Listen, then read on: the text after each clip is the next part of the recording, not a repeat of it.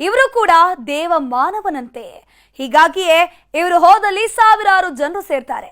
ಪವಾಡ ಎನ್ನುವಂತೆ ಇದೇ ಮುತ್ಯ ಪ್ರತಿಷ್ಠಾಪಿಸಿದಂತಹ ಶಿವಲಿಂಗದಲ್ಲಿ ಕೂದಲು ಬೆಳೆಯೋದಕ್ಕೆ ಶುರುವಾಗಿದೆ ನೋಡಿ.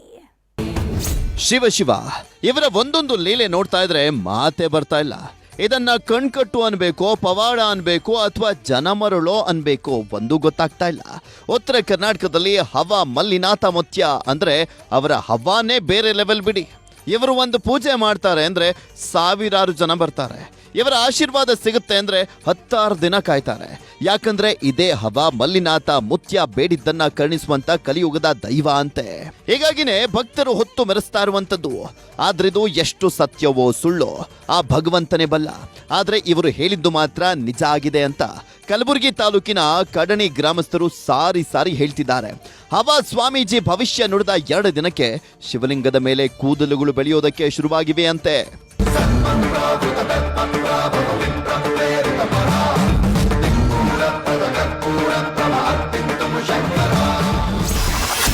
ಹವಾ ಸ್ವಾಮೀಜಿ ಭವಿಷ್ಯ ನುಡಿದ 2 ದಿನಕ್ಕೆ ವಿಸ್ಮಯ.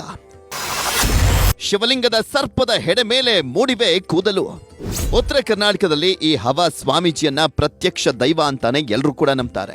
ಅದರಲ್ಲೂ ಶಿವಲಿಂಗ ಪ್ರತಿಷ್ಠಾಪನೆ ಮಾಡೋದ್ರಲ್ಲಿ ಇವರು ಎತ್ತಿದ ಕೈ.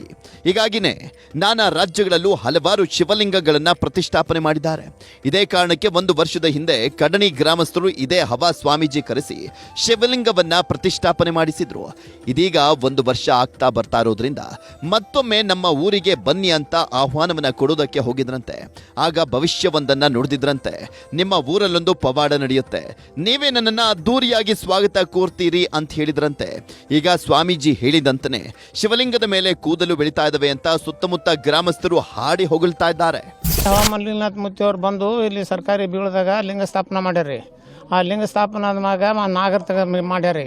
ಈಗ ಅಲ್ಲಿ ಕೂದಲು ಬಂದವ್ರಿ. ನಾವು ಎಲ್ಲರೂ ನೋಡಿದೇವ್ರಿ. ನಮ್ಗೆ ಆರಾಮ ಇದ್ದಿಲ್ಲ. ಇಲ್ಲಿ ನಡ್ಕೊಳ್ಕತ್ ಮೂಲಕ ಪೂರಾ ಆರಾಮ ಆಗ್ಯದ್ರಿ. ಮತ್ತು ಏನಾನು ಹೆಚ್ಚಿಗೆ ಬೆಳಿಬೇಕಂತ ನಮ್ಮ ಉದ್ದೇಶ ಅದ ರೀ.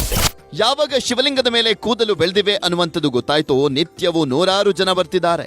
ಕಣ್ಮುಂದೆನೇ ಇರುವಂತ ಪವಾಡ ಕಂಡು ಮೂಕ ವಿಸ್ಮಿತರಾಗಿದ್ದಾರೆ. ನಿಜಕ್ಕೂ ಇದು ದೇವರ ಪವಾಡನ? ಹವಾ ಮಲ್ಲಿನಾಥ ಮುತ್ಯ ಹೇಳಿದಂತನೇ ಆಗಿದೆ ಅಂತಿದ್ದಾರೆ.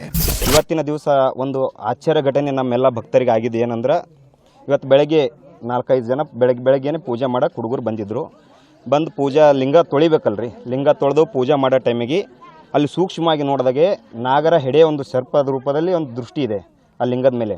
ಅದರಲ್ಲಿ 1 ಇಂಚಿನಷ್ಟು ಉದ್ದದ ಕೂಗಲು ಬೆಳೆದ್ಬಿಟ್ಟಿದೆ.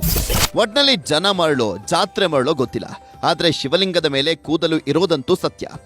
ಅರುಣ್ ಕುಮಾರ್ ಕದಂ, ನ್ಯೂಸ್ 18 ಕಲಬುರಗಿ.